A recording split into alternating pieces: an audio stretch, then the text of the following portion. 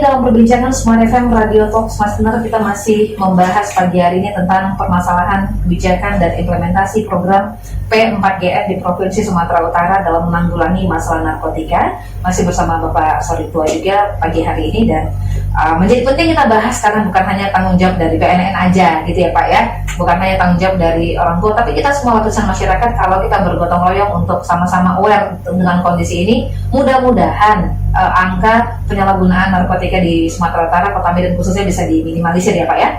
Oke. Tadi sudah kita bahas angka yang paling besar itu disumbang dari usia yang sangat menjadikan sebenarnya adik-adik kita pelajar, di mana mereka harusnya saat ini fokus berkarya gitu, tapi malah oknum-oknum tertentu mengambil ini sebagai sebuah ladang bisnis gitu ya, di usia mereka yang masih sangat muda. Pak Soritua, adakah langkah, mengingat kondisi itu ya, adakah langkah yang diambil dari BNNP Sumatera Utara untuk membatas narkoba dengan melibatkan generasi yang justru menyumbang angka penyalahgunaan paling banyak tadi Pak, generasi muda? Iya, Mbak Ica dan pendengar Smart FM dimanapun berada, berbicara BNP Sumatera Utara, kami tadi sudah sampaikan di awal, baru ada 15 kabupaten kota yang memiliki BNN. Tentunya BNN kabupaten kota ini semua harus berkomunikasi, berkoordinasi dengan BNP provinsi. Jadi upaya-upaya yang telah dilakukan BNN Provinsi Sumatera Utara melalui pimpinan Bapak Brigjen Pol Dr. Agus Satria SHMH dan sampai seluruh jajaran yang ada di BNN Kabupaten Kota, itu salah satu dasar hukumnya adalah dengan terbitnya Impres 02 tahun 2020, di mana di sana memang ditujukan kepada seluruh kementerian lembaga, bahkan ada 10 yang sudah ditunjuk, sampai juga pada gubernur, bupati dan wali kota. Jadi untuk kabupaten-kabupaten yang ada BNN-nya, mereka bertanggung jawab langsung untuk mensosialisasikan Impres 02 2020 itu. Bagi kabupaten kota yang belum ada DNNK-nya atau kabupaten kotanya, itu mereka mengambil alih sebagai perwakilan. Jadi kabupaten yang terdekat itu mereka ambil, mereka handle dan berkoordinasi dengan BNN Provinsi Sumatera Utara. Apa yang dilakukan di Impres 02 2020 itu, dan itulah yang kita juga kerjakan di Sumatera Utara dalam rangka penyebarluasan informasi. Salah satunya dengan cara seperti ini, ya kan. Kemudian juga kita membuat berbagai brosur, ranteks, misalnya kalau media luar ada baliho, kalau melalui media online mungkin melalui WhatsApp, YouTube dan lain sebagainya. Itu namanya kita penyebarluasan informasi. Dan selain itu juga kegiatan ini kita lakukan secara classroom Google atau Google Classroom dengan anak-anak sekolah atau pelajar atau mahasiswa, terutama dalam menyambut mahasiswa baru.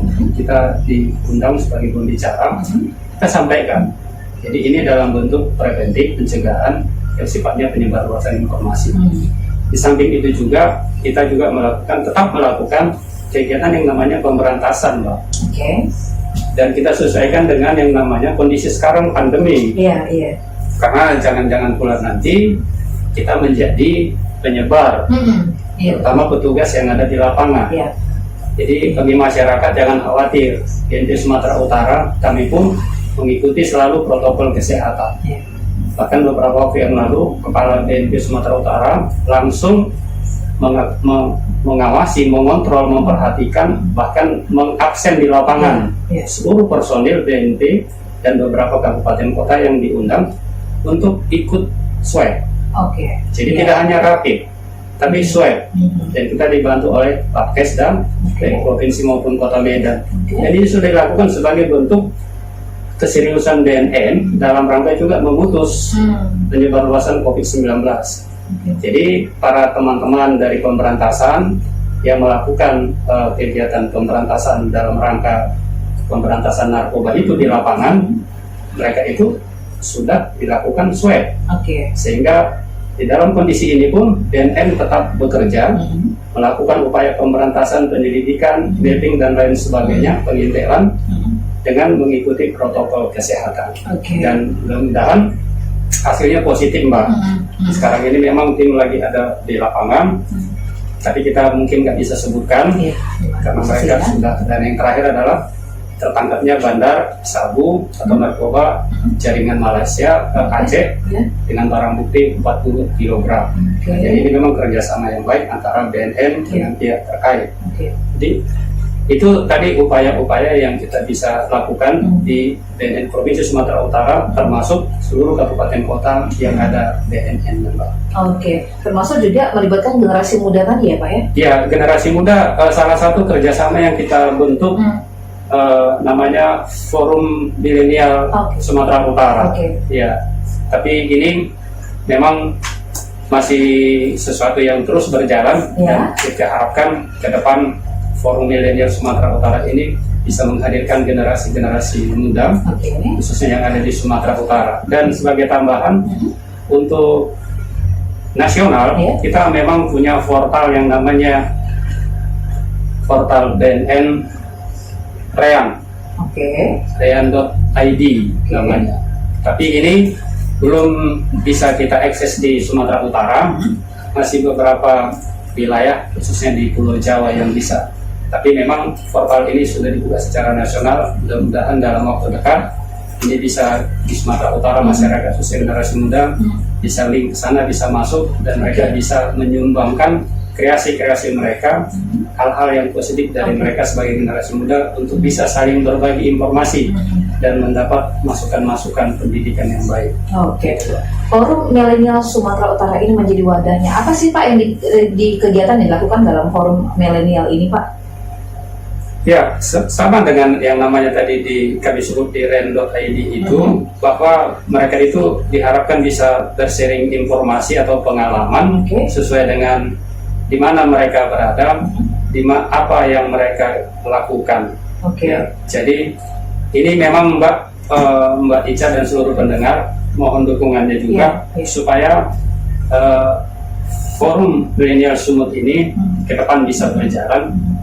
Apa yang kami sampaikan tadi, sharing, diskusi, memberikan masukan, itu memang masih merupakan sebuah harapan kita karena kita baru saja dalam hal ini membuat Master of Understanding MOU dengan yang namanya Forum Milenial Sumut ini.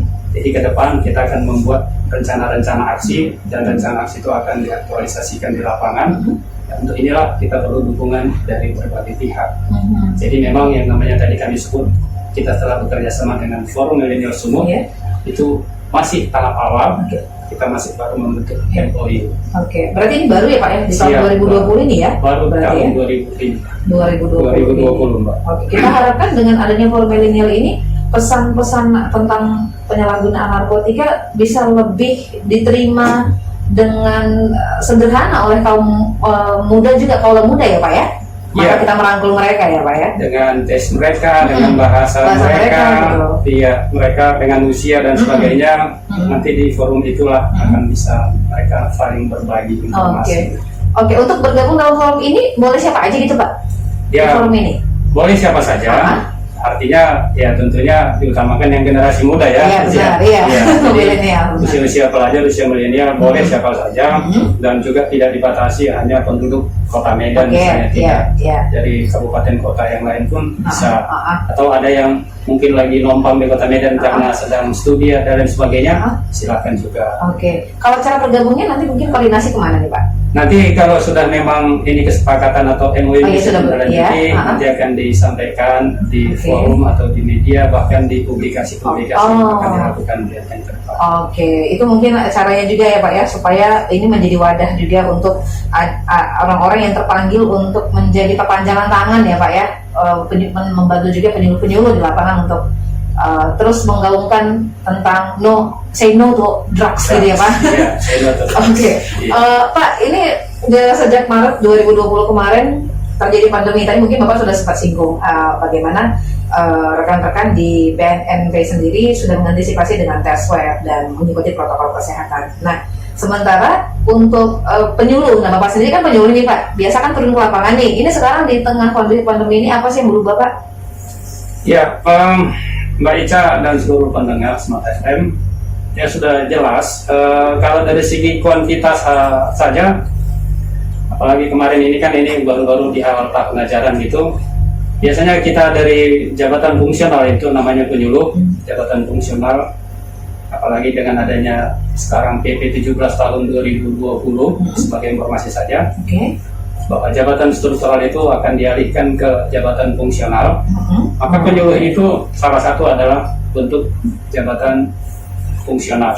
Jadi memang di dalam pemaparan selama ini, terutama di tahun ajaran, kita itu banyak sekali kegiatan yang dimintakan, bahkan dari kampus, dari sekolah-sekolah, sebagai pembicara atau narasumber untuk menyampaikan narkoba dan bahayanya.